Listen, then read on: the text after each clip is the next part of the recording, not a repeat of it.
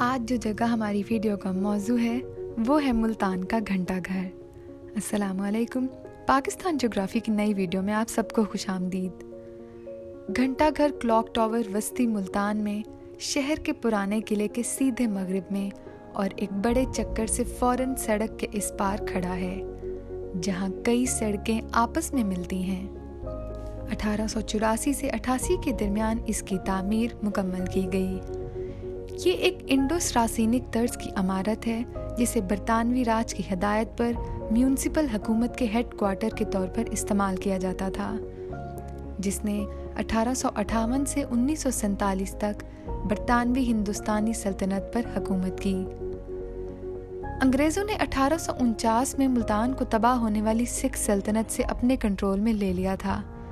اس شہر پر برطانوی حکومت کے 100 سال کا آغاز ہوا، یہاں تک کہ 1884 میں محاصرے کے بعد تقریباً 2 نسلیں جنہوں نے برطانیہ کے لیے یہ شہر جیت لیا تھا، ملتان کے بڑے علاقے کھنڈر بن کر رہ گئے تھے۔ احمد خان سدوزئی کی حویلی کے کھنڈرات پر میونسپل آفس کی ایک عظیم و شان عمارت تعمیر کرنے کا فیصلہ کیا گیا، جو محاصرے کے دوران تباہ ہو گئی تھی۔ تعمیر میں تقریباً 4 سال لگے اور عمارت کا نام رپن کے پہلے مارکس کے اعزاز میں رپن ہال رکھا گیا تھا، جس نے 1880 سے 84 تک ہندوستان کے وائسرائے کی حیثیت سے حکومت کی تھی۔ عمارت کے جنوبی چہرے پر مرکزی خصوصیت اس کے کلاک ٹاور کو نارتھ بروک ٹاور کا نام دیا گیا تھا، جو کہ first earl of Northbrook کے اعزاز میں تھا، جو سابق وائسرائے تھا، جنہوں نے 1872 سے 76 تک خدمات انجام دی تھیں۔ ہال کی تعمیر انڈو سراسینک انداز میں کی گئی تھی، جو برطانیہ کی جنوبی اور جنوب مشرقی ایشیائی کالونیوں میں کافی مشہور تھی۔ اس طرز کی مثالوں کے لیے گیٹ وے آف انڈیا یا سلطان مسجد اور سنگاپور کی عبدالغفور مسجد ملتی جلتی ہیں۔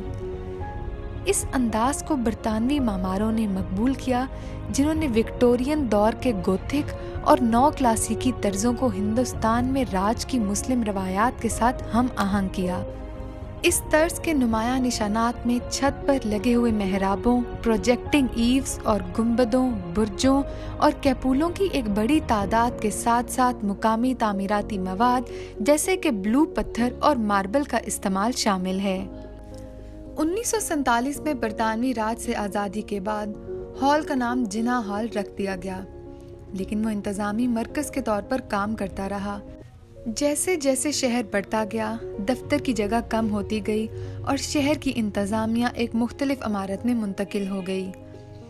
عمارت کئی دہائیوں تک خالی رہی اور اس کی مشہور گھڑیوں نے وقت نہیں بتایا، تاہم 2011 میں سوئس واچ کمپنی راڈو نے گھڑیوں کی تجدید کی اور بلا تعطل بجلی کو یقینی بنانے کے لیے شمسی توانائی سے چلنے والی بیٹریاں نصب کیں۔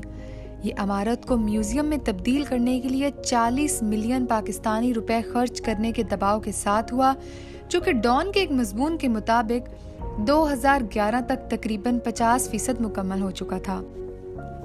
تاہم 2019 تک عمارت نمائشوں سے خالی رہی، لیکن عام طور پر ایک بہت اچھی حالت میں دکھائی دیتی رہی، حالانکہ اندرونی حصے خستہ حال ہیں۔ 27 اکتوبر 2011 کو گھنٹہ گھر کی 3 گھڑیوں کی مرمت کی گئی اور دوبارہ PST کا وقت دکھانا شروع کیا، جو GMT 5+ تھا۔ یہ کوشش ایک گھڑی کمپنی راڈو واچ میکر نے کی ہے۔ گھڑیوں کی مشینری اور سوئیاں تبدیل کر دی گئی تھیں، جبکہ گھڑی کے مین ڈائل میں کوئی تبدیلی نہیں کی گئی۔